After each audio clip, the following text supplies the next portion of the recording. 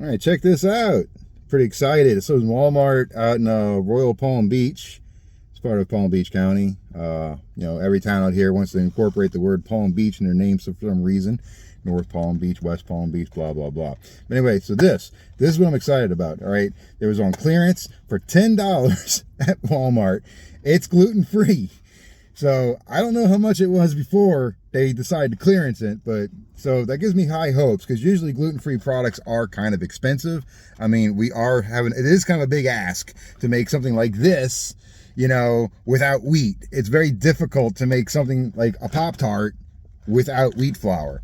And so I'm gonna check it out. Now, the other thing that's very disappointing, every time I've ever had these gluten-free type of Pop-Tarts, is they're usually tiny, but this box is pretty big. So maybe. All right, let's go open it up. Look at that. You got like 4 of them in there. I'm pretty sure there's only 1 in a pack. Yeah, they're pretty thick feeling though. So that's things like Pop-Tarts usually come like 2 to a pack, but they're kind of thin. Gluten-free ones, I've only ever seen them come in 1 in a pack. But usually gluten-free products are expensive. Like I said, if you're not eating, just your basic home foods that are naturally gluten-free, like red beans and rice kind of stuff. If you're trying to get stuff that is traditionally made with wheat flour, it takes some chemistry to make it work, man. And there's also a fad diet, but check this out. Okay, so it's chocolate and it's a Pop-Tart. I've never seen a chocolate gluten-free style Pop-Tart style food that's gluten-free, So this is called Legendary. So I guess it says Best By 5/25/24, so it feels like a year on it.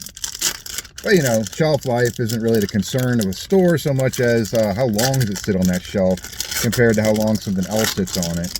They want to sell things quickly. All right, so here we go. Check this out. Very pillowy. I'm sweating a bit in my car. Had to turn off the AC so it wouldn't mess with the sound. But yeah, this looks pretty good. Looks all right. Let's crack it in half. Crack. All right. You can see the insides. So yeah, it's kind of as expected.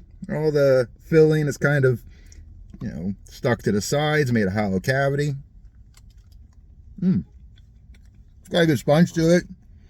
Definitely not like a Pop-Tart where it's crispy. Good. Well, Pop-Tart's a lot thinner too.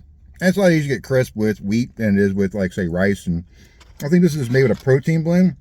Yeah, so it's a protein blend, whey protein, casein, bunch of chemicals, oils, blah, blah, blah, blah, blah.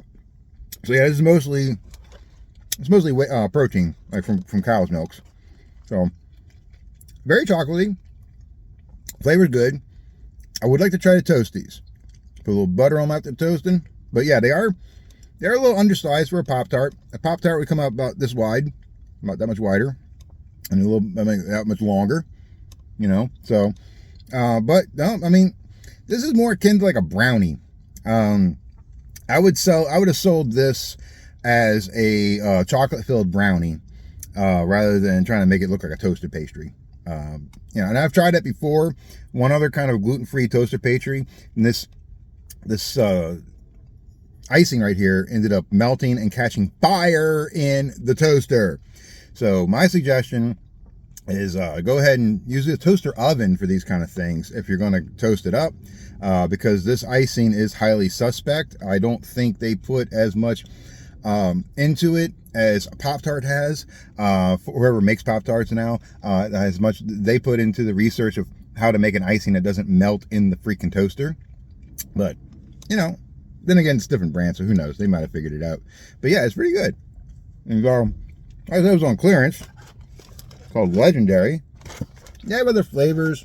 I saw the little rolls next to it. Those are pretty cool looking, but 20 grams of protein, it says, per serving. Each pastry is a serving. So yeah, seriously, like this one right here, if you're just trying to do especially like a bodybuilder, and you just need to get a little quick protein every 2-3 hours, here's a product right here for you. Really good. I really am enjoying the flavor and the texture of it though. Like I said though, it does fall short on completely mimicking a Pop-Tart, but I don't think it really matters that much. It's really good. I'd recommend. Well, I'm Blake Ebersabel. And this has been my food review for today. I was really excited, wanted to share this with y'all. I've been looking for a product like this for a very long time. I just randomly ran into it. So it's a good day. Have fun.